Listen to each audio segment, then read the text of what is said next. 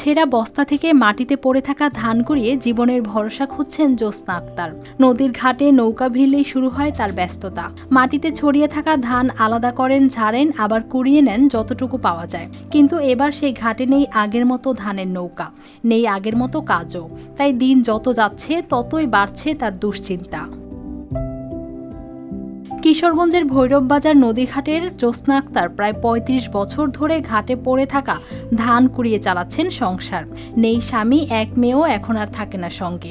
একাই ভাড়া বাসায় কাটছে তার জীবন। চান নাই দুধ একটা আইলে বুঝে আপনি হ্যাঁ বইরা দেয় তো দুধ একটা আমরা বুঝে দেয় নাইলে আমরা পিতাম বলে পাবেন। আমরা তো অনেক অসহায় গরিব, কোনো মা ধানও আইয়েন, কোনো আরেকজনে বাঁচতেন না, আমরা বাঁচতাম। কোনো দুর্গা ছেলে আইয়ে আর বইরে দেয় দুধ একটা আমরা বুঝে আসতে হয়। হাওড় থেকে নৌকা ভর্তি ধান এলে ঘাট জুড়ে শুরু হতো বস্তা নামানোর কাজ। সেই সময় ছেঁড়া বস্তা থেকে মাটিতে পড়ে যেত অনেক ধান, আর সেই ধান কুড়িয়ে জমাতেন জ্যোৎস্না আক্তার। প্রতিদিন ২০ থেকে ৩০ কেজি পর্যন্ত ধান মিলত তার। কিন্তু এবার বৃষ্টিতে হাওড়ের ধান তলিয়ে যাওয়ায় ঘাটে কমে গেছে নৌকার সংখ্যা। ফলে আগের মতো জুটছে না ধানও। নদীর পাড়ে বসে এখন শুধু নৌকার অপেক্ষায় থাকেন তিনি। দুর্গা ছেলে ঘুরে আপনি নেই আর মনে কাম সবগুলো করি, মানে মন ওই নাই, জামাই নাই, কাজ মিস্ত্রি রাখাই।